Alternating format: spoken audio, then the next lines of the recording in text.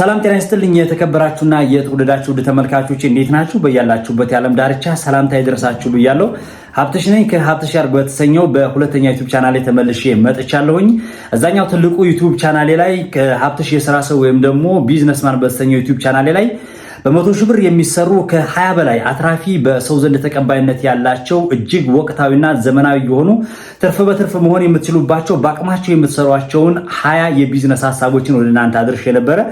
እዛ ዩቲዩብ ቻናል ላይ ያቀረብኩት 1 2 3 እያልኩኝ ቁጥሮቹን እየጠቀስኩኝ ቀጥታ ቢዝነሶቹን ነበር የነገርኳችሁ። ታዲያ ቃል የገባሁት ምንድነው በሁለተኛ ዩቲዩብ ቻናሌ ላይ ስለ እያንዳንዳቸው ቢዝነስ በደንብ ብሪፍ አድርግላችኋለሁ፣ ግልጽ አድርግላችኋለሁ። ግብአቶቹ በቅናሽ ዋጋ የት ይገኛሉ፣ ምን ግብአቶች ያስፈልጓቸዋል፣ ሲስተም ውስጥ ደግሞ በሰው ዘንድ በደንብ ትርፋማ እንድትሆኑ ምን ማድረግ አለባችሁ የሚሉትን ብሪፍ የማደርግበት ሁለተኛው ዩቲዩብ ቻናል አለ ብያችሁ ነበረ። ዛሬ እሱን ነው የምናደርገው። ከአሁን በፊት በዛኛው ዩቲዩብ ቻናል ላይ የለቀኩት በ100 ሺህ ብር የሚሰሩ የቢዝነስ ሐሳቦች ምንድን ናቸው፣ እያንዳንዳቸውስ ምን ያካትታሉ፣ ሂደታቸውስ ምን ይመስላል የሚሉትን ጥቂት ጊዜ ወስጄባችሁ በደንብ የማብራራላችሁ ይሆናል። እስከ መጨረሻው ድረስ እንድትከታተሉኝ በአክብሮት እየጋበዝኳችሁ ከወዲሁ አስቀድሜ ይሄኛውም የዩቲዩብ ቻናል በርካታ የቢዝነስ ሐሳቦችን ለእናንተ እያቀረብኩበት ስለሆነ ቻናሉን ሰብስክራይብ፣ ላይክ እና ሼር አድርጋችሁ እንድትከታተሉኝ እየጋበዝኳችሁ እንቀጥል። እንግዲህ በዛኛው ዩቲዩብ ቻናል ላይ የመጀመሪያ ቁጥር አንድ ያስቀመጥኩት የሞባይል ካርድ ማከፋፈል ነው። በዚህ ቢዝነስ ላይ መሰማራት ከፈለጋችሁ 100 ሺህ ብር ብቻ በቂ ነው ብዬ ነበር። እንዴት 100 ሺህ ብር ይበቃል ልትሉ ትችላላችሁ። በተወሰነ መንገድ ሃይላይቱ ልንገራችሁ። በነገራችን ላይ አላስፈላጊ መረጃዎችን ላልናገር እችላለሁ፣ ምክንያቱም ጊዜ ስለማይበቃ። እያንዳንዱ እጅግ ወሳኝ የሚባሉ ለስራው የሚጠቅሙ ሐሳቦችንና ሂደቶችን ግን እነግራችኋለሁ። ተከታተሉኝ። የሞባይል ካርድ ማከፋፈል ስንል እንዴት ነው አሰራር ፕሮሰሱ የሚባለው ነው።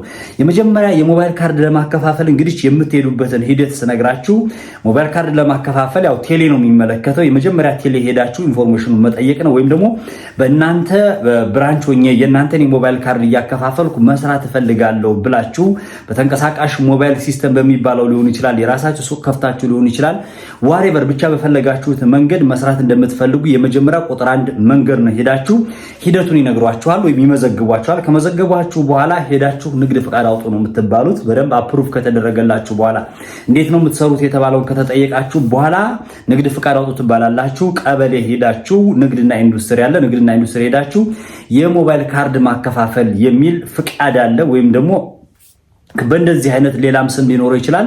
ዞሮ ግን የሥራ ዘርፉን ስትነግሯቸው የሚያጠጋጋ የሞባይል ካርድ ማከፋፈል የሚለውን ንግድ ፍቃድ ታወጣላችሁ ማለት ነው። ከዛ በኋላ ቴሌ ተመልሳችሁ ትሄዱና ካርዶቹን ማስያዝ ያለባችሁ ነገር ሊኖር ይችላል። ምናልባትም በገንዘባችሁ ስለምትገዙት አሁን ያለው ጥሩ አሰራር ነው ያለው። እንደ በፊት ግን የክሬዲትም አገልግሎት ይሰጡ ነበረ ቴሌዎች። ብር ከሌላችሁ ሸጣችሁ የምታመጡበት ሲስተም ነበራችሁ። ግን አሁን በ100 ሺህ ብር መነሻ እያልኳችሁ ስለሆነ ያለውት እኔ የ50 ሺህ ብርም የ30 ሺህ ብርም ወሰዱ፣ የ40 ሺህ ብርም ወስዳችሁ የሞባይል ካርድ ማከፋፈልን ስራ መስራት ትችላላችሁ። ከዚህ በላይ ሌላ ምንም ነገር አያስፈልግም። ይህን ስራ ይዛችሁ ብቻ በየሱቆቹ በየተለያዩ ቦታዎች ላይ በየሊስትሮ የሚሰሩት ሰዎች ጋር በመነጋገር ስልካችሁን በመቀያየር ከእያንዳንዱ የሞባይል ካርድ ላይ ትርፍ ስላላችሁ እንዲደውሉላችሁ፣ ሲያልቅባቸው እንዲደውሉላችሁ አድርጋችሁ ወደዚህ ቢዝነስ መቀላቀል ትችላላችሁ። ይህን ቢዝነስ ስትሰሩ እንዲያቀላጥፍላችሁ ወንዶች ከሆናችሁ ብስክሌት ተጨማሪ ሊያስፈልጋችሁ ይችላል። በየቦታው እዚህ ቦታ ስትባሉ ፈጥናችሁ ለመድረስ ብስክሌት ሊያስፈልጋችሁ ይችላል። ነገ አቅማችሁ ከፍ ሲል ደግሞ ኤሌክትሪክ ሳይክልም ወይም ደግሞ ኤሌክትሪክ ሞተር ሳይክልም ትገዙ ትችላላችሁ። ሴቶችም ከሆናችሁ ዞሮ ከታች ለመነሳት እስከሆነ ድረስ ደግሞ ትችላላችሁ። በእግራችሁ በታክሲም ተንቀሳቅሳችሁ ብትሰጡ ምንም ችግር የለውም። በዚህ የሥራ ዘርፍ ላይ ምናልባትም ከክፍለ ሀገር ጀምሮ እስከ አዲስ አበባ ድረስ የተቀየሩበትና ትልልቅ ቦታ ላይ ትልልቅ ሸቀጣሸቀጦችን ትልቅ ሱቆችን የከፈቱ ትልቅ ብራንች ትልቅ የቴሌ ወኪል አከፋፋይ እንዲሁም ደግሞ በርካታ የሞባይል መሸጫ ሱቆችን ሁሉ የከፈቱ ሰዎች ስለማቅ ስራውን እንዳትንቁት። የሞባይል ማከፋፈል ስራም እጅግ አዋጪ ትርፋማ ነው። ሁለተኛ እንቀጥል። አሁን ባልኳችሁ የሞባይል ማከፋፈል ከፈለጋችሁ ያልኳችሁ ፕሮሰስ ብቻ በቂ ናቸው። ሁለተኛ የሞባይል ኤሌክትሮኒክስ ጥገና፣ ሞባይልና ኤሌክትሮኒክስ ጥገናዎችን ለመጠገን ምን መስፈርት ያስፈልጋል ሂደቱስ የሚለውን ደግሞ የተወሰነ ብሪፍ አድርጌ ልንገራችሁ፣ ቁልጭ ግልጽ እንዲልላችሁ ነው። አሁንም የሞባይልና ኤሌክትሮኒክስ ጥገና መክፈት ካስፈለገ ሰው እንዳቅሙ በብዙ ብር መጀመር ይችላል። ትልቅ ቤት፣ አደባባይ ቦታ ላይ፣ ቤት ኪራይ በጣም ውድ የሆነበት ቦታ ላይ ሊከፍት ይችላል። ምንም ችግር የለውም፣ መብቱ ነው። እኔ ግን የሰው ልጅ ከታች በመነሻው ድክ ብሎ እንዲነሳ እንነሳ። ከትንሹ ለመጀመር በ100 ሺህ ብር ሞባይልና ኤሌክትሮኒክስ ጥገና አንድ ሰው እንትን ማለት ከፈለገ የመጀመሪያ የሚያደርገው ምንድነው? ስልጠና መውሰድ አለበት። ኤሌክትሮኒክስ እና ሞባይል ጥገና ለመጠገን ብቃት እንዲኖረው የሚያደርግ ትምህርት ስልጠና መውሰድ መቻል አለበት። አሁን ይህም በጣም ቀላል ነው። የሙያ ባለቤት መሆን ነው። ለምሳሌ ከተማ ውስጥ ላይ አዲስ አበባ ላይ በርካታ ማስታወቂያዎችን ትመለከታላችሁ። ብዙ አሉ።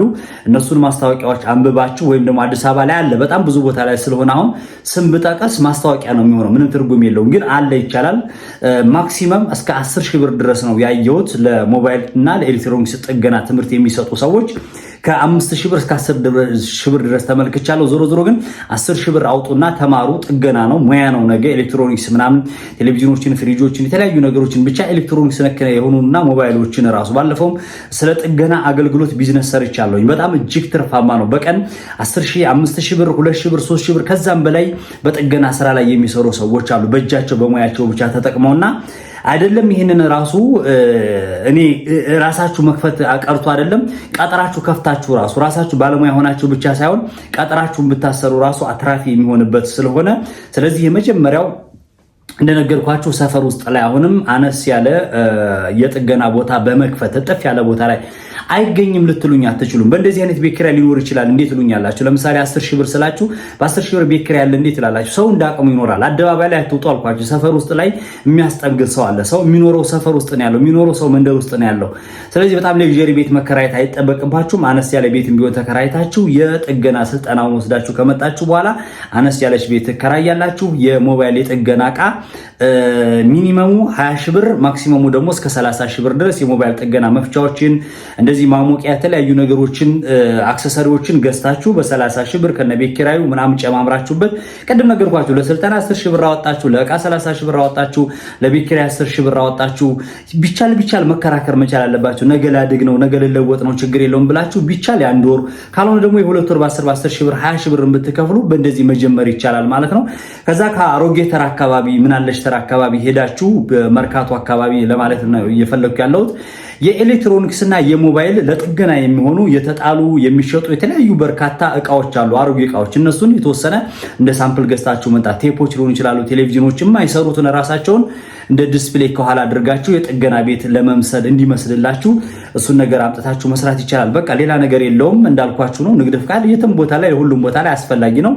ንግድ ፍቃድ አትፍሩ። ብዙዎቻችሁ ንግድ ፍቃድ ነው የምትፈሩ። ተከራከሩ ብያለሁ። ንግድ ፍቃድ ከአቅማችሁ በላይ የሆነ ነገር ካለ ግድ የላችሁም። የሰው ልጅ መቼም ህግ ተፈርቶ የሰው ልጅ ገቢ ገና ግብር ይመጣብኛል ተብሎ ጾም ሳይታደር ጾም አይታደርም እና አውጡትና ስሩ። በቃ ስሩት። የማያተርፋችሁ ከሆነ የማትለወጡበት ከሆነ ገና ለገና ገቢ ይመጣብኛል ብላችሁ አትበሉ። ምናልባትም እዚህ ጋር ሚስጥር ማውጣት አይሆንብኝ እንጂ በቃ ስራ እየሰራችሁ መክፈል ካልቻላችሁ ተዋችሁ፣ ዝም በሏቸው። በቃ ሌላ ቦታ መቀየር ካለባችሁ ትቀይራላችሁ። ከ2 ዓመት በኋላ ንግድ ፈቃዱ ይቃጠላል። ምንም የሚጠይቃችሁ የለም። ማንም አይጠይቃችሁም በተአምር የትም ቦታ ማለት ነው። ስለዚህ እየነገርኳችሁ ያለሁት ምንድነው? አሁንም ንግድ ፍቃድ የምትፈሩ ሰዎች አላችሁ በጣም። እኔ አሁን ከ10 በላይ ድርጅቶች አሉ። ንግድ ፍቃድ ፈርቼ አልቀመጥም። ከአቅም በላይ ከሆነብኝ ልከራከር እችላለሁ። አንዳንዴ ሊጫንብኝ ይችላል። አንዱን ካንዱ ተመስገን ብዬ ፈጣሪን አመስግኜ እሰራለሁኝና ንግድ ፍቃድ ፈርታችሁ ሳይሰራ አይኖርም። ንግድ ፍቃድ አውጥታችሁ ቤት ኪራይ ተከራይታችሁ የሞባይል የጥገና ስልጠና ወስዳችሁ፣ በነገራችን ላይ ሴትም ወንድም ሁላችሁም ይህን ቢዝነስ መስራት ትችላላችሁ። አቅም ካላችሁ ደግሞ እዛው ላይ ሬዲዮ፣ ቴፕ፣ ቴሌቪዥን ነገ መሸጥ ትችላላችሁ። ችግር የለውም። ነገ ሞባይል እዛው ቦታ ላይ ሞባይል ጥገና ነው። ከስክሪኖች ከአክሰሰሪዎች እያመጣችሁ መሸጥ ይቻላል ልላችሁ እፈልጋለሁኝ። ወደ 3ኛው እናምራ። በነገራችን ላይ እስከ መጨረሻው ድረስ ታግሳችሁኝ ጠብቁኝ። በደንብ ብሪፍ ማድረግ ስላለብኝ ነው። ምክንያቱም ቀጥታ እነዚህን ሐሳቦች ይዛችሁ ወደ ቢዝነሱ እንድትገቡ ስለሆነ እንደስከዛሬው አጠራ አድርጌ አይደለም እየተናገርኩ ያለሁት። ዞሮ ግን እንቀጥላውንም አላስፈላጊ የሆኑት ነገሮች ስላሉ ኮሜንት ላይ ያልገባችሁ አሁን የሆነን ቢዝነስ ወዳችሁት ያልገባችሁ ነገር ካለ ኮሜንት ላይ ተጽፉልኛላችሁ። እዛው ላይ መልስላችኋለሁ ያልገባችሁ ካለ። አራተኛ የወተት ሶስተኛ የድለላ ስራ ወይም ደግሞ ቢሮ ተከራይቶ መስራት ብያለሁኝ። እዛም ተናገር ያለው ትልቁም ቻናል ላይ እዚህ ማምጥቻለሁ። እንዲህ ይሄን ስራ ለመስራት ምን ያስፈልጋል? አሁንም ምንም ጥያቄ የለውም። ይሄን ስራ ለመስራት የመጀመሪያው መረጃ ነው። ኢንፎርሜሽን የሚባል ነገር አለ። ሰዎችን ስልክ መያዝ፣ ሰዎችን መጠየቅ። ቤት የት ይሸጣል? ቤት የት ይገዛል? እንዴት ነው ያለ ኢንፎርሜሽን? ገበያው ምን ይመስላል? ምን ብሸጥ? ሰራተኞችን ማገናኘት አለ። ቤት መሸጥ መለወጥ አለ። መኪና መሸጥ መለወጥ አለ። ብቻ ምን ልንገራችሁ፣ ደላላ የማይሰራው ብዙ ነገር የለም። በጣም አብዛኛውን ስራ ይሰራልና የመጀመሪያ ኢንፎርሜሽን ጋዘር ማድረግ ነው። ደላላዎች የሚውሉበት አካባቢ ሊሆን ይችላል። ከሰው ጋር ያላችሁን ኮሚኒኬሽን ጥሩ ማድረግ፣ ስልክ መቀየር፣ የት ጋር ቤት ይሸጣል፣ የት ጋር ቤት ይከራያል እያለ የሚባለው ኢንፎርሜሽን ትወስዳላችሁ። የመጀመሪያው መስፈርት ይሄ ነው። አክቲቭ መሆን፣ ከሰው ጋር ተግባቢ መሆን፣ ተአማኝ መሆን፣ ጥሩ መሆን የመጀመሪያ ድልላ ስራ ለመስራት ያመቻችኋል። ከዛ በተረፈ እንዳልኳችሁ ነው። አሁን ሙያና ሙያችሁን የያዛችሁት ቤት መከራየት አለባችሁ። ሰው እንዲያገኛችሁ፣ ታማኝነታችሁ በደንብ ጥሩ እንዲሆን እጠፍ ያለ ቦታ ላይ ቅድም እንዳልኳችሁ በ10 ሺህ ብርም ተከራዩ፣ በ5 ሺህ ብርም ተከራዩ፣ በ15 ሺህ ብርም ተከራዩ። ባይኔ በብረቱ ለምሳሌ ይህን ቪዲዮ ስቀርጽ ዛሬ ከተወሰነ ሰዓታት በፊት በ5 ሺህ ብር ተከራይቶ ቤቱ በሙሉ ሰው የሆነበት የድለላ ቤት ተመልክቻለሁኝ። እና ዞሮ ዞሮ የትም ሁኑ እናንተ አገልግሎታችሁ ከሆነ በስልካችሁም ራሱ ተደውሎ እከሌ እባክህ ቤት እንደዚህ ፈልጌ ነው ወይ መኪና ፈልጌ ነው ወይ ደግሞ እንደዚህ ስራ እንድታስገባኝ ነው ብሎ ራሱ ይደወልላችኋልና ስለዚህ ቤት ብትከራዩ በጣም አሪፍ ነው። 10 ሺህም ተከራዩ 15 ሺህም ተከራይታችሁ ትችላላችሁ። ጠረጴዛ፣ ኮምፒውተር ማስቀመጥ ትችላላችሁ። በ100 ሺህ ብር መነሻ ካፒታል ስላልኳችሁ ይህንን ሁሉ ስለሚያሟላላችሁ ከአንድ ቤት ነገ ብትሸጡት ብትለውጡት የምታገኙት ገንዘብ ስለሆነ 100 ሺህ ብርም ኢንቨስት አድርጉ፣ 50 ሺህ ብርም 70 ሺህ ብርም ኢንቨስት አድርጋችሁ ዝም ብላችሁ በየመንደሩ በየአስፋልቱ በየአደባባዩ ተንቀዋለላችሁ ከመስራትም ራሱ ቢሮ ቢኖራችሁ በደንብ ሞር ተአማኝነታችሁ ከፍ ስለሚያደርገው ይህን ብታደርጉ በጣም አሪፍ ነው። ንግድ ፈቃድ እና ኢንፎርሜሽን ከዛ ቤት ብቻ ድልላ ስራ ለመስራት በቂ ነው። እንቀጥል። ኮምፒውተር የት ነው የምናገኘው? ምን ግን አገኙ ምናምን እንዳትሉኝ። ከአዲስ ጀምሮ እስከ አሮጌ የምትፈልጉትን እቃ መርካቶ ማግኘት ትችላላችሁ። ሰው በአቅሙ መኖር ይችላል። ኢትዮጵያ ውስጥ ላይ በነገራችን ላይ አንዳንዴ አሁን ኑሮ ውድነትን ይላል ራሱ አዲስ አበባ ውስጥ ላይ ኑሮ ውድ ነው እንዴት ነው በየአይነት እኮ 300 ብር ነው 400 ብር ነው ይላል ሰው። ጉርሻም ይሸጣል አዲስ አበባ ላይ በነገራችን ላይ። ወረድ ካልክ እጥፍ ካልክ የድህነት ኑሮ ያለበት አለ። 15 ብር በየአይነት ያለበት አለ። እስቲል አሁን ድረስ ነው የምነግራችሁ ኢትዮጵያ ውስጥ ላይ 15 ብር በየአይነት ያለበት ቦታ ላይ አለ። እነማን የት ነው ሰው እንደ ድህነቱ የሚኖርበት ሰፈር አለ። በጉርሻ በአንድ ጉርሻ በሁለት ጉርሻ 5 ብር 6 ብር ብር 50 ከፍለው የሚኖሩ ልጆች አሉ። ቡሌ በልተው ቡሌ የሚሸጥበት ሀገር ላይ ያለን። ስለዚህ እንዳቅሙ ለማደግ እስከሆነ ድረስ ይቻላል የሚለውን ነገር ነግራችሁ ፈልጋለሁ። አራተኛ ወተት፣ ቅቤና ማር መሸጥ። ይህን ቢዝነስ ስታወራው እንዴት አልከው ሀብትሽ 100 ሺህ ብር እንዴት ያዋጣል እንዴት ነው የሚሰራው የሚለውንም አሁን የምነግራችሁ። ስራ የምትፈልጉ ሰዎች ያላችሁ ሰዎች በጣም የተወሰነ ብር ኖሯችሁ ብዙ ስራ መስራት የምትፈልጉ ሰዎች ካላችሁ ይህንን የሚያዙት ወተት፣ ቅቤ፣ ማር መሸጥ ይቻላል። እስኪያቸው ተመልከቷቸው። የክፍለ ሀገር ልጆች መተው ትልልቅ ከተሞች ላይ ማር፣ ቅቤ እያሉ እያዞሩ እየሸጡ ትልቅ ቦታ እየተቀየሩ ነው ያሉት። በርካታ ሰዎች እንንቃቸዋለን። በጣም ነው የሚገርመኝ። ከ1 ኪሎ ማር ስንት እንደሚያገኙ አታውቋቸውም። ከገጠር ያመጣሉ፣ እዚህ ከተማ ውስጥ ከሰው ይረከባሉ። እናንተም ይሄን መስራት ከፈለጋችሁ ትችላላችሁ። ማር፣ ቅቤ፣ ላሞች ካሏቸው፣ የከብት እርባታ ካላቸው ሰዎች፣ ክፍለ ሀገር ያላችሁ ሰዎች ካላችሁ ወደ ገጠሩ ወረድ ብላችሁ እስኪ ቅቤ ግዙ፣ እስኪ አምጡ። ወተት እስቲ ከገጠሩ አካባቢ አምጡ፣ ግድ የላችሁ። ማር እስቲ ከገጠሩ አካባቢ ሄዳችሁ አምጡ። አርሶ አደሩ እኮ ገበሬው በቅናሽ ዋጋ ነው የሚሸጠው። በደላላ አማካኝነት እየተመሳጠሩ ነው እኮ ገጠር አካባቢ ማር 200 ብር እየተሸጠ ከተማ ውስጥ ብትመጡ ደግሞ 1000 እና 1000 ምናምን ብር ይሸጣል። ተመልከቱት። በመሃል ላይ አሁን እናንተ ብትኖሩበት አሁን እናንተ ምን ያክል ብር ታገኛላችሁ? ንግድ ፍቃድ ካወጣችሁ አሁን በዚህ ስራ ላይ ሰራለሁ ካላችሁ ከሌላ ከተማ ጭናችሁ ራሱ ትልቅ ከተማ ድረስ ራሱ ብትወስዱ ራሱ በመሃል ያለውን ጋፕታ ተመልከቱትና ትራፊክ መሆን ትችላላችሁ። ይህን ስራ ለመስራት በ100 ሺህ ብር እንዴት ይሰራል ልትሉ ትችላላችሁ። አሁንም ቢቻል በኦንላይን መስራት ትችላላችሁ ብያለሁ። ኦንላይን አሁን ቴክኖሎጂ ሶሻል ሚዲያ ትልቅ ተጽዕኖ እየፈጠረ ነው ያለው። በሶሻል ሚዲያ ኦሪጂናል ማር ያላችሁ ካላችሁ፣ ወተት የምታቀርቡ ሰዎች ካላችሁ፣ ወተት ከቤታችሁ ከሆነ ከአንዱ ቦታ የምታንቀሳቀሱ ከሆነ በትራንስፖርቴሽን ሲስተም ሊሆን ይችላል። በትንሽዬ አሁን በሱዚ በዳማስ አይታችኋል። ወተት ሲያከፋፍሉ አይታችኋል። ቅቤ በዛው ይሰጣሉ። የአይስክሬሞችን፣ ቺዞችን በጣም በርካታ ነገሮችን ይሰጣሉና እናንተም ታዲያ እነዚህን ነገሮች በ100 ሺህ ብር ካፒታል ብቻ በቂያችሁ ነው። መነሻ መስሪያ ነው። እንደው መልሱን ላላችሁ የሚገርማችሁ ማለት ነው። ስለዚህ በዚህ መንገድ መስራት ይቻላል። ቅቤን እየተረከባችሁ፣ ማር እየተረከባችሁ፣ ወተት እየተረከባችሁ እንቁላልን ጭምር እዚሁ ቢዝነስ ላይ እንቁላልን ልጨምርላችሁ ይችላል። እንቁላል ለምሳሌ እኔ አሁን ያለሁበት አዲስ አበባ ነው። ለምሳሌ እኔ አሁን ያለሁት ከደብረ ዘይት አካባቢ ላይ የ20 ሺህ ብር የ30 ሺህ ብር እንቁላል ይዘው መጥተው በዳማስ መኪና ተከራይተው አዲስ አበባ ላይ አደባባይ ቦታ ላይ ቆመው በኦንላይን ሊሆን ይችላል ለሆቴሎች የሚያስረክቡ ሰዎች አሉ። በቀል ተመልከቱት። የ20 የ30 ሺህ ብር እንቁላል አምጥተው ለምሳሌ ደብረ ዘይት ላይ ልንገራችሁ እንቁላል ስንት እንደሆነ። በአሁኑ ሰዓት አዲስ አበባ ከተማ ላይ 12 ብር 13 ብር እንቁላል ይሸጣል። ትንሹ ነው የምነግራችሁ። 15ም 16 ብር እየተሸጠ ነው ያለው። የሚሸጥበት ሰፈር አለ። ደብረ ዘይት ስትሄዱ ግን 6 ብር 7 ብር ነው። ተመልከቱ። 6 ብር 7 ብር ነው የሚሸጠው ደብረ ዘይት ስትሄዱ ማለት ነው። 13 ብር ሲሸጥ በ7 ብር እናስበውና ከ7 ብር እስከ 12 ብር ያለውን ሂሳብ አስቡት። እስከ 13 ብር ማለት ነው። 6 ብር ልዩነት አለ በመሃል ላይ ተመልከቱ። አንድ ሺህ እንቁላል ብታመጡ 6 ብር አሁን ለምሳሌ 2 ብሩን 3 ብሩን ተውትና ከ1000 እንቁላል ላይ ማለት ነው ዝም ብላችሁ እንደው 3 ብር ብታገኙ 3 ብሩን አጥፉት፣ 6 ብር ነው ትርፉ ብያቸዋለሁ። 1 ብር የትራንስፖርት ይሁን 1 ብር የሆነ ነገር ይሁን የሆነ ነገር ይሁንና ግማሹን 3 ብሩን ወጪ አድርጉት። 3 ብሩን ትርፍ ብታገኙበት አንድ እንቁላል ብታመጡ ስንት ነው? 1000 ሲባዛ በ3 ብር 3000 ብር ትርፍ አላችሁ ማለት ነው።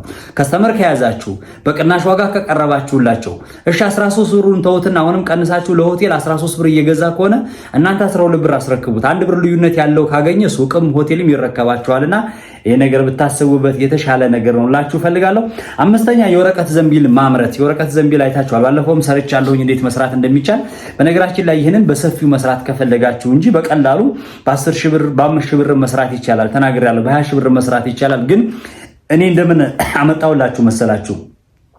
ምናልባትም ይሄን የወረቀት ቢዝነስ ስትሰሩ የፕሪንቲንግ ማሽን ሊሆን ይችላል። እንዲሁም ደግሞ ራሱን የወረቀት ዘንቢል መስሪያውን የተለያዩ ነገሮችን ግብአቶችን በዛ አድርጋችሁ የምታቀርቡት ለሆቴል ለማስረከብ ለትልልቅ ድርጅት ለካምፓኒ ለማስረከብ እስከሆነ ድረስ ደግሞ እቺ ትንሽዬ ዘንቢል የ5 ሺህ 10 ሺህ ብር መጀመር ሳይሆን የ40 የ50 ሺህ ብር የሚሆን ንብረት አምጥታችሁ ማሽኑ 10 ምናምን ሺህ ብር ባለፈው ጠቅሼላችኋለሁ፣ አይታችኋል። መርካቶ ይሸጣል አሁን የወረቀት ዘንቢል ፕሪንት ማድረጊያው ጽሁፉን መጻፊያው ራሱ ባለፈው ነግሬያችኋለሁ ከ10 ሺህ እስከ 15 ሺህ ብር ይሸጣል። ይሄን ትገዛላችሁ። ወረቀቱ በጣም ቀላል ነው። መርካቶ የ3000 ብር የ2000 ብር መግዛት ትችላላችሁ። እነዚህን ያመጣችሁ ቀለሞችን ወረቀቶቹን እንደገና ደግሞ አነስ ያለች ቤት ተከራይታችሁ ደግሞ የወረቀት ዘንቢል ቢዝነስ መስራት ትችላላችሁ። በምን በ100 ሺህ ብር ከዚህ በላይ በገንዘብ አያስወጣችሁም። ይሄንን ልላችሁ ፈልጋለሁ። ጭንቅላታችንን እናስፋ።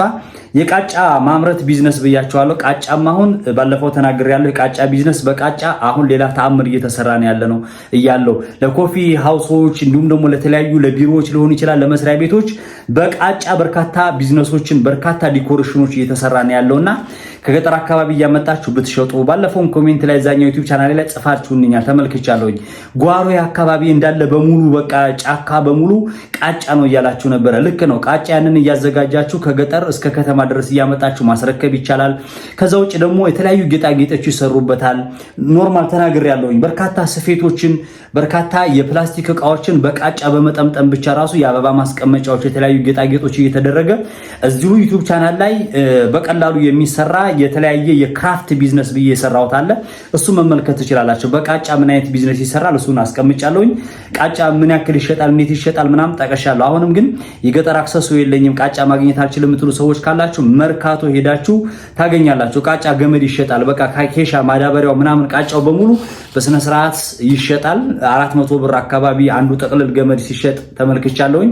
እንዲሁም በዝርጉ ከሆነ የገጠር አካባቢ ለበሬ ለላም ወይም ደግሞ ለተለያየ ነገር ማሰሪያ የሚጠቀሙት አይ ቲንክ ገጠር አካባቢ እኔ ማስታውሰው 10 ብር 15 ብር ነው። እዚህ ከተማ መጥቶ ግን 70 80 ብር እየተሸጠ ነው ያለው።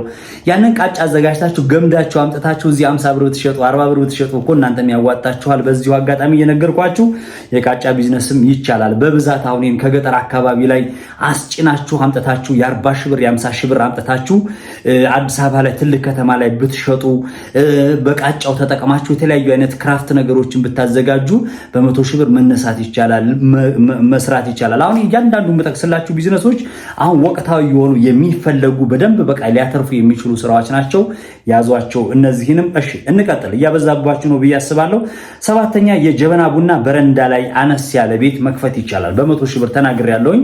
የጀበና ቡና አነስ ያለች ቤት ካሁን በፊት ባለፈው በነገራችን ላይ በረንዳ ላይ በቅናሽ ዋጋም መስራት ይቻላል። በረንዳ ላይ ተከራይታችሁ የቡና ሴሪሞኒዎችን ምናምኖች ማድረግ ይቻላል። ግን በ100 ሺህ ብርም ደግሞ በ100 ሺህ ብርም እንስ ያለች ቤት እጥፍ ያለች ሰፈር ውስጥ የሆነች ቤት ራሱ 5 ሺህ ብር 10 ሺህ ብር የምትከራይ ቤት ካለች እዛች ቦታ ላይ ጀበና ቡና መጀመር ይቻላል። ሰው ከትንሽ ነው የሚነሳው። የዛሬው ትንሹ ኮፊ ጀበና ቡና ነገ ትልቁ ኮፊ ሃውስ መሆን ይችላል። ጥሩ ቡና ካፈላችሁ ምርጥ ቡና ከሆነ አይታችሁ ከሆነ ጫት ያለበት ቦታ ላይ ህብረተሰቡ ተሰብስቦ ቡናችሁ ምርጥ ከሆነ ሰፈር ውስጥ ጥፍ ብለው መጥተው የሚጠጡ ሰዎችን ተመልክቻለሁ። ቡናችሁ ምርጥ ከሆነ ነገ ትቀየራላችሁ፣ ታድጋላችሁ። ቡና በጣም አትራፊ ነው፣ አሪፍ ነው በጣም። የተለያዩ አይነት የቡና ስኒዎችን ጀበና ምናምን ረከቦት ወንበሮችን ስትገዙ 40-50 ሺህ ብር ላትጨርሱ ትችላላችሁ። 70-80 ሺህ ብር ቢሄድባችሁ ችግር የለውም። ማጠቢያ መዘፍዘፊያውን ቡናውን በብዛት ትገዙ ትችላላችሁ። ዞሮ ዞሮ ግን በ100 ሺህ ብር ጽድት አድርጎ ያሰራችኋል። እንዴት አያሰራንም ብላችሁ እንዳትከራከሩኝ ወይም እንዳትጨቃጨቁኝ። ሰዎች በ30 ሺህ ብር በ40 ሺህ ብር የጀበና ቡና የጀመሩ አሉ። ያስጀመርኳቸው ሰዎች አሉ። ከዜሮ መነሳት ይቻላል። እንደገና ደግሞ በ2 ሚሊዮንም ደግሞ ኮፊ ሃውስ ከፍቻለሁ። ካሁን በፊት ተናግሬያለሁ፣ አይታችሁታል ብዬ አስባለሁ። ተናግሬያለሁ። የራሴን የኮፊ ሃውስ ቢዝነስ አሳይቻቸዋለሁ። በ2 ሚሊዮንም ይቻላል፣ በ30 ሺህ ብርም ይቻላል። ከትንሽዬ የተጀመረው ቢዝነስ ነገ ትልቅ ቦታ መድረስ ስለሚቻል ቅድም በነገርኳችሁ የጀበና ቡና በረንዳ ላይ የጀበና ቡና ነው ያልኳችሁ። በነገራችን ላይ የጀበና ቡና ስላችሁ ጀበናውን ብቻ አይደለም። አሁን ይሄ ስቲም የመጡ አዳዲስ በብርጭቆ ይሁኑ በብረት የተሰሩ አዳዲስ ነገሮች አሉ። የስቲም ቡና አድርጋችሁ መስራት ትችላላችሁ። ምክንያቱም እነዛ ስቲሞች በአሁኑ ሰዓት ላይ ቡና የሚያፈሉት 7000 8000 ይሸጣሉ። ከውጭ ሀገር ማምጣት ትችላላችሁ። እዚህም ደግሞ ኢትዮጵያ ውስጥ ላይ የት እንደሚሸጡ ተናግሬያለሁ። እቃ ስትገዙ መርካቶ ሄዳችሁ ግዙት። ካሁን በፊት ተናግሬያለሁ። ጭልተራ አካባቢ የሚባለው የቤት እቃ ስትፈልጉ፣ የቡና እቃዎችን ስትፈልጉ ሊሆን ይችላል፣ ስፌቶችን ስትፈልጉ፣ ጌጣጌጦችን፣ ዲኮር ማድረጊያዎችን ከፈለጋችሁ፣ ወንበሮችን በፕላስቲክ የሚሆን በጣውላ ከፈለጋችሁ፣ ቃጫዎችን ከፈለጋችሁ፣ ይሄ ኬሻ የቡና ማዳበሪያው ሊሆን ይችላል፣ በርካታ ነገሮችን ጣውላ ነክ ነገሮችን ሊሆን ይችላል፣ ጌጣጌጦችን ብቻ ምን ልበላችሁ የምትፈልጉትን ነገር መርካቶ ጭልተራ ሄዳችሁ ታገኛላችሁ። ራሳቸው አከፋፋዮች ናቸው። በቅናሽ የሚሸጥበት ቦታ ስለሆነ ደሴም ሄዱ፣ ጎንደርም ሆኑ፣ ኦሮሚያም ሄዱ፣ አዳማም ሆኑ፣ የትም ቦታ ሆኑ ከአዲስ አበባ መታችሁ እዛ መርካቶ አካባቢ ገዝታችሁ ጥቅልል አድርጋችሁ ብትሄዱ ትችላላችሁ። እዛውም አካባቢያችሁ ላይ ካለ ደግሞ እዛው አካባቢያችሁ ላይ መግዛት ትችላላችሁ ላችሁ ፈልጋለሁ። እንቀጥል። 8ኛ የኢምፖክሲ ስራ መስራት ይቻላል በ100 ሺህ ብር። እኔ አሁን ቢዝነሱን ነው የምነግራችሁ። የኢምፖክሲ ስራ አሪፍ ነው፣ በጣም አሪፍ ነው ስላችሁ ምንድነው ኢምፖክሲ ስራ የሚያዋጣው ምን ሲሰራበት ነው ተናግሬያለሁ። ደፍራችሁ ስትገቡበት አሁን እናንተ አንዳንዴ ቢዝነሱ ላይ ያዋጣ ይችላል። ቢዝነሱ አሁን እናንተ በምትገቡበት መንገድ የሆነች ነገር እሰራለሁኝ ቲክቶክ ላይ ወይ ደግሞ የሆነ ፌስቡክ ላይ ዩቲዩብ ላይ የኢምፖክሲ ስራ ስትባሉ የሆነ የሚያሳዩአችሁን ነገር ብቻ ጅርጅራችሁ በቅናሽ ዋጋ የት እንደሆነ አሰራር ሲስተም አለው ብዙ ነገር ብያችኋለሁ። የፈርኒቸር ስራዎችን አብራችሁ የምትሰሩ ከሆነ የወለል ስራዎችን አብራችሁ የምትሰሩ ከሆነ ባለፈው ተናግሬያለሁ። ኢምፖክሲ ለዛን ኢምፖክሲ ሳህን ብቻ ለመስራት ብርጭቆ ብቻ ለመስራት ከሆነ አንድ ሳህን ለመስራት 400 ብር የሚፈጅባችሁ ኬሚካል ነው የምትገዙት። እናንተ ደግሞ የምትሸጡት ደግሞ 500 600 ብር ለመሸጥ ከሆነ ምንም ትርፍ የለው፣ ምንም ትርጉም የለውም። የቅንጦት ዕቃ ነው የሚሆነው። ማንንም አይገዛችሁም። 500 ብር 600 ብር አውጥቶ ሳህን የሚገዛችሁ የለም። ይልቁንስ በኢምፖክሲ የሚሰሩ ሌሎች ስራዎች ይኖራሉ። ነግሬያችኋለሁ። አሁን የምግብ ጠረጴዛዎች ሊሆን ይችላል፣ የካፌ ወንበሮች ሊሆን ይችላል፣ በርካታ ነገሮችን፣ ሌሎች ጌጣጌጦችን፣ የተለያዩ አይነት አሁን ቅድም እንደነገርኳቸው የክራፍት ስራዎችን በኢምፖክሲ አማካኝነት የሚሰሩ አሉ። እነዛን ጥበቦች ሲስተሞች ካወቃችኋቸው ትርፋማ ትሆናላችሁ። ግን የቤት ዕቃ ለመስራት ብርጭቆ ለመስራት ሳህን ለመስራት ጆግ ለመስራት ከሆነ ኢምፖክሲ የምትሉት አያዋጣችሁም። ሰው ኑሮ ተወዶበታል። እንደዚህ አይነት ነገር አይገዛችሁም። ሌላ ነገር ግን ጣውላ ሰው እንዳይበሰብስበት ወንበር፣ ጠረጴዛቸው አሁን ወይ ሆቴል ላይ ብትሄዱ ብዙ ጊዜ አብዛኛዎቹ ጠረጴዛዎች ኢምፖክሲ የፈሰሰባቸው ኢምፖክሲ የተቀቡ ናቸው። ጣውላውን ራሱ ኢምፖክሲ ከላይ ስታፈሱበት ይደርቅና ኢምፖክሲውን ማለት ነው። ከዛ ሌላ ጊዜ ቢራ የሚጠጡ ለስላሳ የሚጠቀሙ ውሃ የሚፍሰስበት ተወለውሉታላችሁ። ልክ እንደ መስተዋት ነው የሚሆነው፣ ንጹህ ማለት ነው። ስለዚህ ኢምፖክሲ ስራ በዛ መልኩ ከሰራችሁት በጣም በቀላሉ ብዙም ብር አታወጡም። አሁን እንደነገርኳችሁ ነው። በ30 ሺህ ብርም በ40 ሺህ ብርም ኢምፖክሲ ስራ መጀመር ይቻላል። በ10 ሺህ ብር ፓኬጅ የምንሰጣችኋለን ይሏችኋል፣ አይታችኋል፣ ትመለከታላችሁ። ግን እናንተ እንድትገዟቸው ሊያተርፉባችሁ ብቻ ነው። ኢምፖክሲ በቀላሉ እንዴት መግዛት እንደምትችሉ ከአሁን በፊትም ቪዲዮ ሰርቻለሁ ትልቅ ዩቲዩብ ቻናሌ ላይ። ኢምፖክሲ የት ነው የሚሸጠው፣ እንዴት ነው የሚሸጠው ስልክ አስቀምጬላችኋለሁ። በቀላሉ ነው። ባለ 4 ሊትሩን እስከ 6000 ብር አካባቢ ነው የሚሸጡት። እንዲሁም ደግሞ ካታሊስቱም እዛው አለ በሺህ ምናምን ብር በምናምን አድርጋችሁ ብቻ ግን በ10 ምናምን ሺህ ብር የሆነ እንደ መጀመሪያ ለሚያክል ነገር ይዛችሁ መምጣት ትችላላችሁ። ግን ዞሮ ዞሮ በዛ አድርጋችሁ በሰፊው ሰርታችሁ ትርፋማ ለመሆን እስከሆነ ድረስ እስከ 100 ሺህ ብር ካፒታል ይዛችሁ የኢምፖክሲን ስራ ሰፋ አድርጋችሁ በፈርኒቸር ደረጃ አድርጋችሁ ብትሰሩት በጣም አሪፍ ነው ልላችሁ ፈልጋለሁ። የተከበራችሁና የተወደዳችሁ ውድ ተመልካቾቼ 9ኛ ቴካዌይ ዕቃ ማምረት ብያችኋለሁ። ቴካዌይ ዕቃ ማምረት በ100 ሺህ ብር መስራት ይቻላል። ትንንሽ ማሽኖች መጥተዋል። የቴካዌይ ዕቃ ማምረት የሚችሉ ትንንሽ ዕቃዎች አሉ። በቀላሉ ፎይሎችን በመጠቅለል ሊሆን ይችላል። የተለያዩ ነገሮችን ሲስተሞችን በመጠቀም የቴካዌይ ዕቃ ማዘጋጀት ይቻላል። ቅድም እንደነገርኳችሁ በወረቀት አሁን ዘንቢል ስራ ቀደም ብዬ ተቀስኩላችኋል አይደል? ልክ እንደ ዘንቢል ስራው ተመሳሳይ የሆነ ነገር ይሄኛውም የተለያዩ አይነት የቴካዌይ ዕቃዎችን እያዘጋጃችሁ መስጠት ትችላላችሁ። ፕሪንት እያደረጋችሁበት አሁን እዚህም ላይ ቀደም የቴካዌይ ዕቃ ያልኳችሁ ላይ የፕሪንቲንግ ማሽን ስለሚያስፈልጋችሁ አንዳንድ መቆራረጫ ከተሮች ምናምን ስለሚያስፈልጓችሁ እነዚህ ነገሮች ጠቅሳችሁ በ100 ሺህ ብር ብቻ መስራት ትችላላችሁ። እንዲሁም ደግሞ በቀላሉ አለች ለምሳሌ እስከ 40 ሺህ ብር የምትሸጥ የቴካዌይ ዕቃ ራሷ እንደዚህ እያደረገች የምታወጣ አለች፣ ትሸጣለች። እሷም የቴካዌ ዕቃ ማለት ኩባያ ነው። ሻይን እንደውም ጁስ የምትጠቀሙበትን የቴካዌ ዕቃ እሱም መስሪያ የሆነች አለች። ያንን የቴካዌውን ዕቃ ወረቀቱን አስገብታ ልክ በዛ መልኩ አድርጋ የምታወጣ ዕቃም አለች። እሷንም መግዛት ትችላላችሁ። 40 ሺህ ብር እንደነበረ ነው የማውቀው። በአሁኑ ሰዓት ላይ 5 ሺህ ብር ይጨምር 3 ሺህ ብር ይጨምር 10 ሺህ ብር አላውቅም፣ ግን እኔ እስከ አጠቃላይ እስከ 100 ሺህ ብር ድረስ ላይ ያስኩላችሁ በዚህ መስራት ትችላላችሁ። 10ኛ ችግኝ ማፍላት። ችግኝ ማፍላት ይቻላል። ገጠር አካባቢ ያላችሁ ሰዎች ተናግሬያለሁ። በ100 ሺህ ብር መስራት ይቻላል። እንዴት ነው ከየት ነው ልትዩ ትችላላችሁ። አሁንም የዚህን የአሰራር ሂደት ስነግራችሁ እንዴት ነው በ100 ሺህ ብር ሀብት ችግኝ የሚሰራው ካላችሁኝ፣ ለምሳሌ ብዙ ጊዜ ነው ያውቀዋለሁኝ፣ ስራውም ላይ ያለሁበት ነኝ፣ ተሳትፍ ያለሁኝ። የገጠር አካባቢ የክፍለ ሀገር ሰዎች ችግኝ መስራት ከፈለጋችሁ የተለያዩ አይነት ችግኞችን ቆስጣ፣ ሰላጣ ሊሆን ይችላል ምናምን በዘር አማካኝነት ይሸጣል። ለምሳሌ 10 ብር ታሽጋ የምትሸጣለች፣ 20 ብር 30 ብር የሚሸጣለ።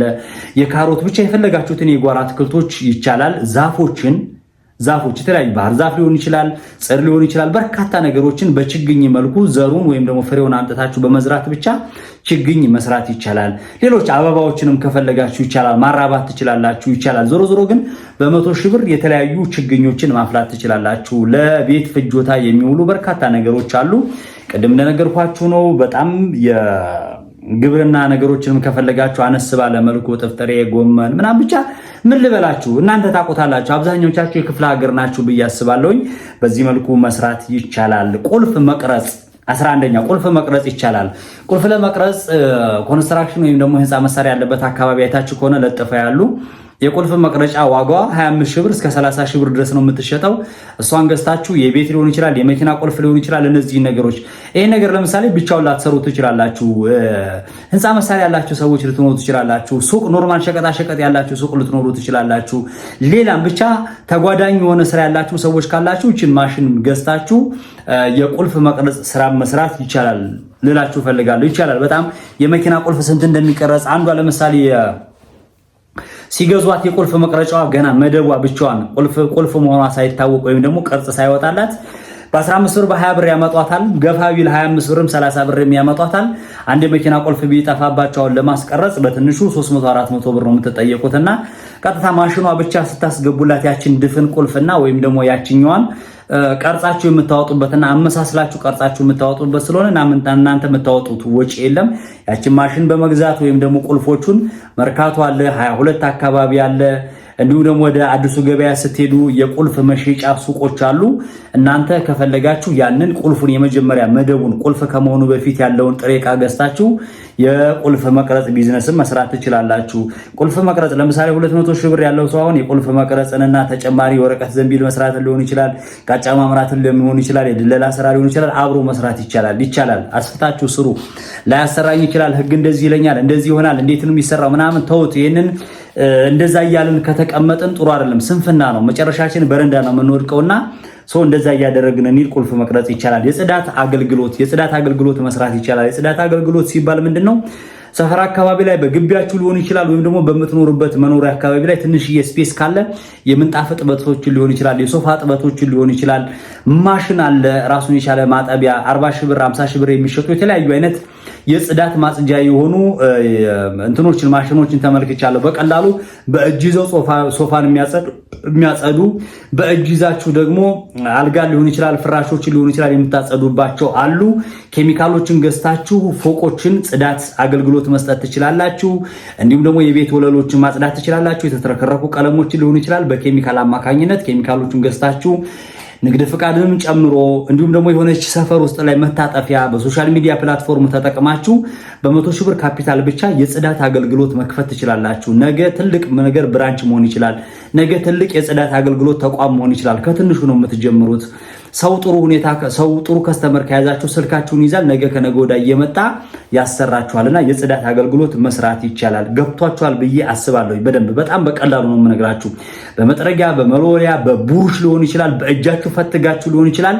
ሶፋውንም አልጋውንም መጅሊሱንም የትኛውንም ነገር ማጽዳት ትችላላችሁ። ነገ ጥሩ አገልግሎት ከሰጣችኋቸው ነገ ትልልቁ ማሽን ገዝታችሁ ደግሞ የጽዳት ማሰልጠኛ ተቋም ወይም ደግሞ የጽዳት መስጫ ማዕከል ብላችሁ ልትከፍቱ ትችላላችሁ።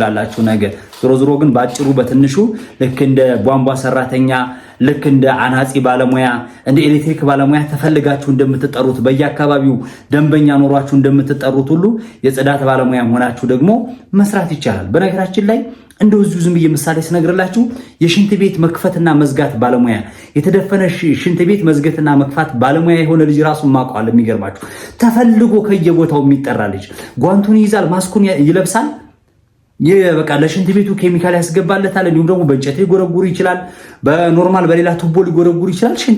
ሽንት ቤቱን በቀጥታ ችግራቸውን ይቀርፍላቸውና በጣም ብዙ ብር ይቀበላል። 5-10 ሺህ ብር ይቀበላል። በጣም የሚገርማችሁ ማለት ነው 2-3 ሺህ ብርም ተቀበለ ደስተኛ ነው እሱ። ዝቅ ብሎ በቃ በሚያገኘው ብር ቀላል ነው። እዛም እዚህም ይጠራለታል። በቀን 15 ሺህ ብር 20 ሺህ ብር ሊሰራ ራሱ ይችላል። እያየሁት እማቀው ልጅ ባይኔ በብረቱ ስራ የማይነቅ ሰው ማለት ነው። ያ ሰው ግን ሁሌ ሱፍ ሊለብስ ይችላል። ጽድት ብሎ ነው የሚሄደው።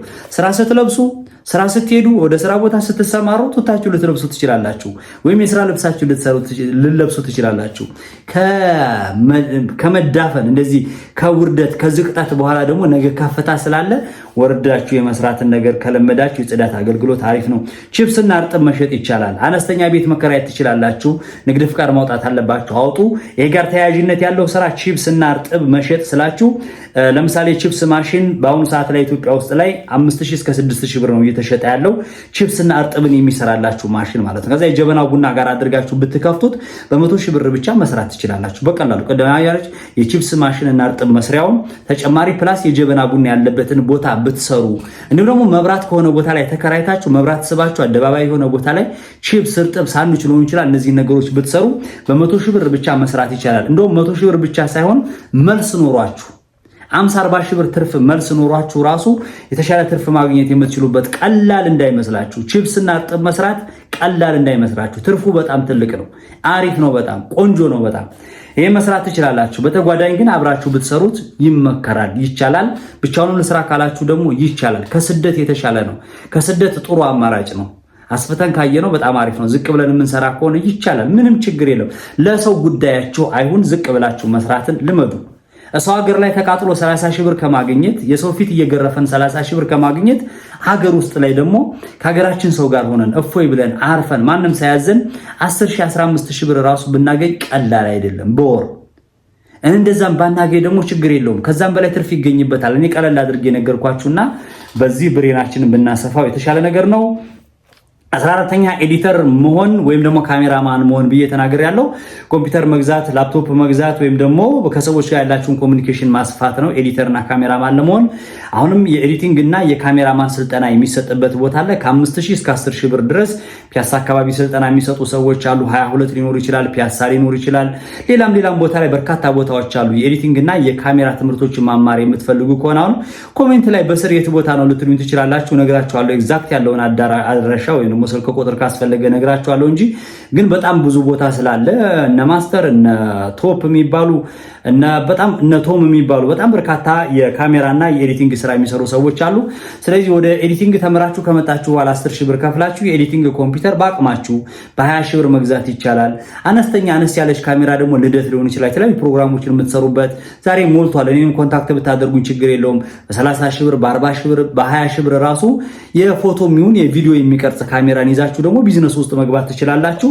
በ100 ሺህ ብር የካሜራማንና የኤዲተርነትን ሙያ ይዛችሁ ራሱ መክፈት ትችላላችሁ። አነስ ያለችን ቤት ደግሞ መክፈት ትችላላችሁ። ኤዲቲንግ ስራና የካሜራ ስራ ሰራለን ብላችሁ የፕሮሞሽን አገልግሎት ስራ ብላችሁ መክፈትም ይቻላል። በምን በ100 ሺህ ብር ብቻ። እሺ እንቀጥል። ባልትናና በቤት ኦንላይን ስራ መስራት። ባልትና በ100 ሺህ ብር ይሰራል ስላችሁ አሁን ምናልባትም አሁን ለጊዜው ቤት ስትከፍቱ አሁን እንደ ሱቅ ስትከፍቱ አሁን የባልትና ስራ ከ100 ሺህ ብር በላይ ሊፈጅባችሁ ስለሚችል በ100 ሺህ ብር ባልትና ስራ መስራት ፈልጋለሁ ለሚል ሰው ምን ማድረግ አለባት መሰላችሁ? በየቤቱ በየግቢው ሆኖ ሽሮና በርበሬዎችን አዘጋጁ። ጥሩ ነገሮችን ቅመማቅሞችን አድርጋችሁ ምርጥ ባልትና አዘጋጁ። የተለያዩ ሱቆች ጋር አስቀምሷቸው፣ ሆቴሎች ጋር አስቀምሷቸው። ስልክ ተቀያየሩ፣ ቀጥታ ይጠሯቸዋል። እኔም በራሴ ካፌ ውስጥ አሁን መተው አስቀምሰውኝ ጀግና የሆኑ ሽሯቸው የሚጣፍጥ በርበሬያቸው የሚጣፍጥ ቤታቸው ብቻ ሆነ የሚሰሩ በኦንላይን ብቻ ፖስት የሚያደርጉ ሰዎችን ተግባብቼ ቤቴ ድረስ እኔ የ10 ሺህ ብር የ20 ሺህ ብር የ5 ሺህ ብር ሽሮ በርበሬ ያመጡልኛል። አያችሁ፣ አንድ ደንበኛ እኔን ያዙ ማለት ነው። የምሰራበት ምግብ ቤት ላይ የምሰራበት ካፌና ሬስቶራንት ላይ ያመጡልኛል ለኔ። ስለዚህ እናንተም በእንደዚህ አይነት ሲስተም ውስጥ ከተጠቀማችሁ 10 ሆቴል 20 ሆቴል ከያዛችሁ እናንተ በጣም ተጠቃሚ ናችሁ። ሱቆች እናንተ በርበሬ ጥሩ ከሆነ ሱቆች አለቀብን አምጡልን ይሏችኋልና ስለዚህ ባልትናችሁን በቤት ውስጥ ብቻ አዘጋጅታችሁ ለሱቆቹ ለተለያዩ ቦታዎች በማስቀመስ እንዲሁም በኦንላይን ፖስት በማድረግ በጣም ብዙ ቢዝነሶችን ኦንላይን ተጠቀሙ ልላችሁ ፈልጋለሁ። ስለ ኦንላይን ሌላ ጊዜ ተመልሼበት እመጣለሁ፣ እንዴት እንደምትጠቀሙና ጥቅሙና ጉዳቱን እነግራችኋለሁ። እሺ የባልትና ውጤቶችን በ100 ሺህ ብር መስራት ይቻላል። ቤታችሁ ሆናችሁ ቅድም እንደነገርኳችሁ ነው። በርበሬ ዛላውን ትገዛላችሁ፣ ሽሮ ትገዛላችሁ። ጎበዝ ከሆናችሁ ደግሞ ከክፍለ ሀገር አካባቢ በርበሬውን ከትልቅ ከተማ ላይ ሊጎደድባችሁ ይችላል። ሰውን ብላችሁ ስራዬ ብላችሁ ሄዳችሁ ለትርፍ እስከሆነ ድረስ ለእድገት እስከሆነ ድረስ ወደ ገጠር አካባቢ ወጣ ብላችሁ በርበሬ በዛላ በቅናሽ ዋጋ የሚሸጥበትን ፈልጋችሁ ከዛ ገዝታችሁ ታመጣላችሁ። እንዳችሁ አርሶ አደሮችን ካገኟቸዋቸው በጣም ትርፋማ ነው የምትሆኑት። ነጋዴ ጥሩ ነጋዴ መሆን ትችላላችሁ። ሽሮውንም በርበሬውን እንትኑን የተለያዩ ነገሮችን ባቄላው ሊሆን ይችላል ክኩን የምታዘጋጁትን ነገር ከገጠር አካባቢ 20 ኪሎ 30 ኪሎ በመኪና እያስላካችሁ ለጠፍ እያስጫናችሁ ማምጣት ትችላላችሁ። ቤተሰቦቻችሁ ክፍለ ሀገር ከሆኑ እናንተ ትልልቅ ከተማ ላይ ካላችሁ እንዲልኩላችሁ እያደረጋችሁ ኮሚኒኬሽናችንን እያሰፋችሁ መስራት ይቻላል። ምን የባልትና ስራ አዋጭ ነው አይደለም? ምንም ጥያቄ የለው። አዋጭ ነው በጣም። የኑሮ ውድነቱ በጣም ኦቨር ነው ያለው። አሁን እናንተ ደግሞ ትርፍ ትንሽ እያያዛችሁ ከሸጣችሁ ትቀየራላችሁ ልላችሁ ፈልጋለሁ። 17ኛ ቡና ቆልቶ ማሸግና መሸጥ ትርፋማ ነው፣ በጣም አሪፍ ነው። ቡና ራሱን ቡናውን መሸጥ በጥሬው ለምሳሌ ጅማ አካባቢ ቴፒ አካባቢ ያላችሁ ይርጋ ጨፌ ያላችሁ በዚህ በወሎ አካባቢ ያላችሁ ኦሮሚያ ላይ ያላችሁ ትግራይ ውስጥ ያላችሁ ሰዎች ታቆታላችሁ ብዬ አስባለሁ። ቡና እናንተ አካባቢ ላይ በጣም የሚፈልጋል። የትግራይ ቡና የሚባል አለ። ትግራይ እንኳን በሽሮ ነው በብዛት የሚታወቁት። ሽሮአቸው ምርጥ ነው። ከጅማ አካባቢ ከቴፒ አካባቢ የሚመጣ በጣም ይገርማቸዋል። ጅማና ቴፒ ላይ ቡና 400 500 ብር እየተሸጠ አዲስ አበባ ላይ በአሁኑ ሰዓት ላይ 1000 ብር እየተሸጠ ያለው። ስለዚህ እንዴት ይምጣ እንዴት ይሰራ ራሱን የቻለ ሲስተም አለ። ህጋዊ ንግድ ፍቃድ ማውጣት ካላወጣችሁ ደግሞ በኦንላይን ራሱ ሰሞኑን እያየው ነበር። አንድ ልጅ ቡና በኦንላይን እንደ ጉድ እየቸበቸበ ቡናውን እያሳየ ይሄ ቡና ነው ያለው ይሄን ያክል ብር አካውንቴ ላይ ያስገቡ የዴሊቨሪ አገልግሎት ይላቸዋል። 30 ብር 40 ብር ለልጆች እየከፈለ ቡናውን እዛው እንዲያደርሱላቸው እያደረገ ነው የነበረው። ሴቶች የሆናችሁ ሰዎች ደግሞ ቡና ቆልቶ ሰው መድከም አይፈልግም። ሆቴሎች ሊሆን ይችላል፣ ካፌዎች ራሴን ጨምሮ ስንጠቀም በአሁኑ ሰዓት ላይ ሌላ ፕሮሰስ ውስጥ ሰው መግባት አይፈልግም። በቀላሉ 4 ኪሎ 5 ኪሎ በአንድ ጊዜ ቆልታችሁ 10 ኪሎ 20 ኪሎ ቆልታችሁ ብታዘጋጁ ቡና ቆልቶ ማሸግ የተፈጨውንም ጭምር ፈጭታችሁም ራሱ የራሳችሁ ብራንድ የሆነ ጥሩ ቡና ማዘጋጀት ይቻላል። በምን በ100 ሺህ ብር 1 ኩንታል 2 ኩንታል 3 ኩንታል 20 ኩንታል ሊሆን ይችላል። ብሩ የሚበቃችሁ ከሆነ እስከ 100 ሺህ ብር የሚበቃችሁን ነገር ቡና ገዝታችሁ ቤታችሁ ቆልታችሁ አሽጋችሁ መሸጥ ትችላላችሁ። ማን ይረከበናል? መርካቶ ይረከቧቸዋል። ተውኝ፣ ካፌ ይረከቧቸዋል። በየሰፈሩ ቡና የሚያፈሉ ሰዎች ይረከቧቸዋል። እናንተ ውጡ፣ ተጋፈጡ፣ ጠይቋቸው። እንዲህ ነበረኝ በሏቸው። ከሌሎቹ በሚቀንስ ዋጋ እኔ ማስረከብ እችላለሁኝ፣ ይሄው ላቀርብላችሁ በሏቸው። ማስረከብ ትችላላችሁ። ይቻላል። ክፍት ነው። አይቻልም እንዳትሉኝ፣ ይቻላል። መንገዱ ክፍት ነው። አልሞከራችሁም፣ እንሞክርላችሁ ፈልጋለሁ። 18ኛ የሳይክል ጥገና አገልግሎት መስጠት ይቻላል። እንዴት ነው የሳይክል ጥገና አገልግሎት የሚሰጠው?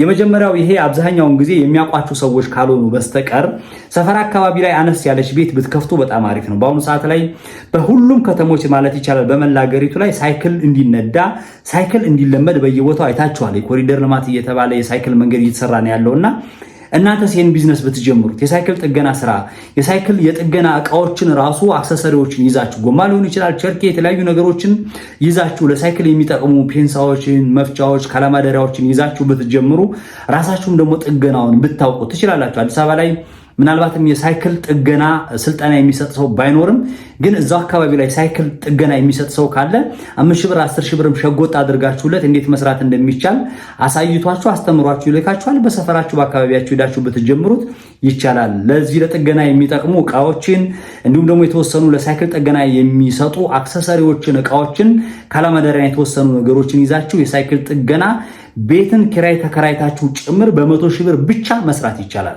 ከአንድ አይሉ 20 30 ልጆችን በየሰፈሩ ከ100 ሺህ ብር ባነሰ ዋጋ የከፈቱ ሰዎችን ጠይቄ አይቼ አረጋግጬ ያመጣሁት ስለሆነ መስራት ይቻላላችሁ ፈልጋለሁ። እሺ ወደ መጨረሻው ደረስኩ ነው ያለሁት። የክራፍት ወይም ደግሞ ጌጣጌጥ ስራ መስራት ይቻላል። ቅድም ነግሬያችኋለሁ። ጌጣጌጥ በርካታ ነገሮችን አይታችሁ ከሆነ ሰዎች የተለያዩ የሚያስጌጡባቸውን በሙስባህ ሊሆን ይችላል፣ በበርካታ ነገሮች የጆሮ ጌጦች ሊሆን ይችላል፣ እንዲሁም የተለያዩ እዚህ ቀለበት ላይ የሚደረጉ ሊሆን ይችላል። በርካታ ነገሮችን ቅድም ክራፍት ብያቸዋለሁ። ክራፍቶችን መስራት ይቻላል። በገመድ በቃጫ አድርጋችሁ በፕላስተር ሊሆን ይችላል፣ በፕላስቲክ ሊሆን ይችላል፣ በወረቀት ሊሆን ይችላል። እጅግ ዘመናዊ የሆኑ የክራፍት ወይም ደግሞ ጌጣጌጥ ስራዎችን ሰርታችሁ መስራት ይቻላል። ራሳችሁን ቤት ተከራይታችሁ መክፈት ትችላላችሁ ወይ? አዎ፣ ምንም ጥያቄ የለውም፣ ይቻላል፣ መስራት ትችላላችሁ። ጌጣጌጦቹ ምንድን ናቸው፣ እንዴት ናቸው የሚሉትን ነገር በቀላሉ ብዙ ብር አይደሉም። ትንሽ ግሉገን የሚባል አለ፣ ለሱ ማጣበቂያ የሚሆን ካሁን በፊት ተናገር ያለው 1500 ብር ነው የሚገዛው። ወረቀቶቹን፣ ክራፍቶቹን፣ ፕላስተሮቹን፣ ጌጣጌጦቹን የመኪና ጌጣጌጥ ሊሆን ይችላል። እነሱን የምታደርጉባቸውን የመኪና ጌጣጌጥ የምታደርጉባቸውን መርካቶ በቅናሽ ዋጋ ታገኛላችሁ። ሄዳችሁ እቃው የምትጠይቁ መርካቶ የትኛው ማንም ሰው ያሳያችኋል። ይህን ነገር ገዝታችሁ የክራፍት ወይም ጌጣጌጥ ማዘጋጀት መስራት ትችላላችሁ ልላችሁ ፈልጋለሁ። የተከበራችሁና የተወደዳችሁ ውድ ተመልካቾች እስካሁን የጠቀስኩላችሁ በ100 ሺህ ብር የሚሰሩ 20 የሚደርሱ ምርጥ የቢዝነስ ሀሳቦች ናቸው። ካልናቃችሁ ወይም ደግሞ በትንሹ ያለኝ ካፒታል ይሄ ነው ልጀምር ያላችሁ ሰዎች እነዚህን ቢዝነሶች ጀምሯቸው፣ ግድ የላችሁ። እነዚህን ቢዝነሶች ጀምረው አብዛኛዎቹ የሙያ ስራ ነው የነገርኳችሁ፣ የሚያከስሩ አይደሉም፣ ኤክስፓየርድ የሚያደርጉ ቢዝነሶች አይደሉም። አቅሙ ያላችሁ ሰዎች ደግሞ ለምሳሌ በ100 ሺህ ብር በጣም በርካታ ቢዝነሶችን ጠቀስኩላችሁ አይደለ? 500 ሺህ ብር ያለው ሰው ለምሳሌ 2-3 ቢዝነስ ሊጀምር ይችላል። አንዱ ቢዝነስ ቀዝቀዝ ቢል አንዱ ቢዝነስ ትርፋማ የሚሆንበት ስለሆነ እነዚህን ቢዝነሶች ማዘጋጀት ትችላላችሁ። የመጀመሪያው ጠቅስ ነግሬላችኋለሁ። ሁሉንም ቢዝነስ ፕላን አዘጋጁ፣ ሎኬሽን ምረጡ፣ ጥሩ ችሎታ ሊኖራችሁ ይገባል። ትርፋማ መሆን የምትከስሩበት ምክንያት ይሄ ነው። ሎኬሽን ብዙ ጊዜ የሚከስረው ሰው ሎኬሽን ነው። ልንከስር እንችላለን ብላችሁ የምትፈሩት የመጀመሪያው ትልቁ አትከስሩም ብዬ 100% ማረጋገጥላችሁ ሎኬሽን፣ የምትከፍቱበት ቦታ፣ የሰው እንቅስቃሴ ያለበት፣ የእናንተ ብርታት ጥንካሬ ሊሆን ይችላል። በደንብ ፕላን የተደረገ የተጠና ካትራፊ አይደለም ወይ የገዛችሁት እቃውን ራሳችሁ ሄዳችሁ በደንብ ከማከፋፈያ ነው ወይ የገዛችሁት? ይሄንን ይወስናል። ለእናንተ ዋጋ አለው። 20 ብር 30 ብር 100 ብር ከአንድ እቃ ላይ ራሱ ከብዙ እቃ ላይ ሲሆን በደንብ ቫልዩ ስላለው እነዚህን ነገሮች በደንብ ማሰብ ይጠበቅባቸዋል። ዝቅ ብላችሁ መስራት ይጠበቅባቸዋል። እኔ ወርጄ ቺፕስ ልሰራ ነው ወይ እርጥብ ልሰራ ነው ወይ የከሌ ልጅ ነኝ እኔ ከውጭ ሀገር ደርሼ የመጣሁ ነኝ አረብ ሀገር እኮ እንዲሆኝ የነበርኩኝ ነኝ አሜሪካ የነበርኩ ነኝ፣ እሱ አይሰራም። እኔን በደንብ በጣም እስከሚደንቀኝ ድረስ እየተሰቃየሁ እየተቃጠልኩኝ አሜሪካን ያለሁት እዛ አፍትሽ የእርጥብም ቺፕስ እንዴት እንደሚሰራ ሲስተሙን አሳየኝ። ቤት ሰርታለች፣ ተመልከቷት።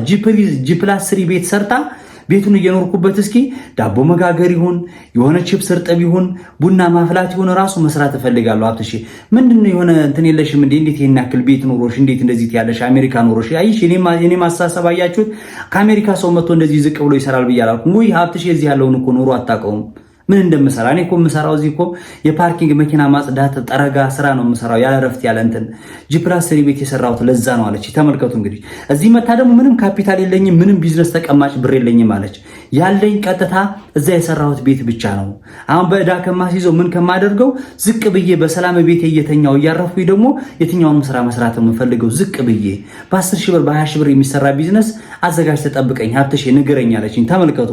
ስለዚህ እናንተም ደግሞ የሆነ ካፒታል ይዛችሁ ከውጭ ነው የመጣሁት እንደዚህ ነው የከሌ ልጅ ነኝ የዘራፍ ልጅ ነኝ ምናምን የሚባል ነገር ተውትና ወረድ ብላችሁ ዝቅ ብላችሁ ስሩ፣ ነገ ትቀየራላችሁ ልላችሁ ፈልጋለሁ። የተከበራችሁና የተወደዳችሁ ተመልካቾች ኦልሞስት ወደ 42-45 ደቂቃ አካባቢ ነው ያወራሁት። 10 ቢዝነሶችን በእንደዚህ አይነት መልኩ ብሪፍ አድርጎ ማስረዳት በጣም ከባድ ነው፣ ግን አብዛኛዎቹን ቢዝነሶች ስለማውቃቸው እኔ በደንብ በቃ ከቢዝነስ ጋር ነው ያለሁት፣ ያደግኩትም የኖርኩትም አሁንም ያለሁትም ወደፊትም ፈጣሪ እድሜን እስከሰጠኝ እስካለው ድረስ በእንደዚሁ በቢዝነስ ላይ ስለምኖር አብዛኛዎቹን ቢዝነሶች ከመሬት አንስቼ ወይም በአፈ ታሪክ አይደለም የማመጣቸው፣ እንድትቀየሩበት እንድትለወጡበት ለማለት ያክል ነው። የተከበራችሁና የተወደዳችሁ ተመልካቾች 40 ምናምን ደቂቃ ያክል እኔን ቁጭ ብላችሁ ስትሰሙኝ ስታዳምጡኝ የነበራችሁ ወንድሞቼ ከቁም ነገር ቆጥራችሁኝ እኔን የምታደንቁኝ የምታከብሩኝ፣ ሰብስክራይብ የምታደርጉ፣ ላይክ የምታደርጉ፣ ሼር የምታደርጉ ሁላችሁንም ፈጣሪ ምንዳውን ይክፈልልኝ እላለሁኝ። በቀጣይ እዛኛው ዩቲዩብ ቻናሌ ላይ ምናልባትም ካስፈለገ አሁን ሊንኩን ከስራ አስቀምጥላችኋለሁ በ200 ሺህ ብር የሚሰሩ 20 የቢዝነስ ሀሳቦችን ደግሞ ከ100 ሺህ ብር በኋላ በ200 ሺህ ብር የሚሰሩ የቢዝነስ ሀሳቦችን እዛኛው ዩቲዩብ ቻናል ላይ ለቀቅያለሁ። ያላያችሁ ካላችሁ ሄዳችሁ ተመልከቱት። ያያችሁ ካላችሁ ደግሞ በ200 ሺህ ብር የሰራሁትን ቢዝነስ ደግሞ ግብአቱ በቅናሽ ዋጋ የት ነው የሚገኘው፣ እንዴት መስራት እንችላለን፣ ሲስተሙ እንዴት ነው፣ ምንስ መስፈርት ማሟላት አለብን የሚሉትን ደግሞ ኮሚኒኬሽናችን ጥሩ ገበያ እንዲኖረው ምን ማድረግ አለብን የሚሉትን ደግሞ በ200 ሺህ ብር የሚሰሩትን የቢዝነስ ሀሳቦች ልክ እንደዛሬው እዚህ መጥቼ በደንብ ብሪፍ አደርግላችኋለሁ፣ ግልጽ አደርግላችኋለሁ። ዛሬም ግልጽ ያልሆነላችሁ የቢዝነስ ሐሳቡ ካለ ኮሜንት ላይ ጻፉልኝ። ባልመለስበትም እዛው ላይ ከስር የምትፈልጉትን ነገር በደንብ በስነ ስርዓት ጽፌ ያስቀምጥላችኋለሁ።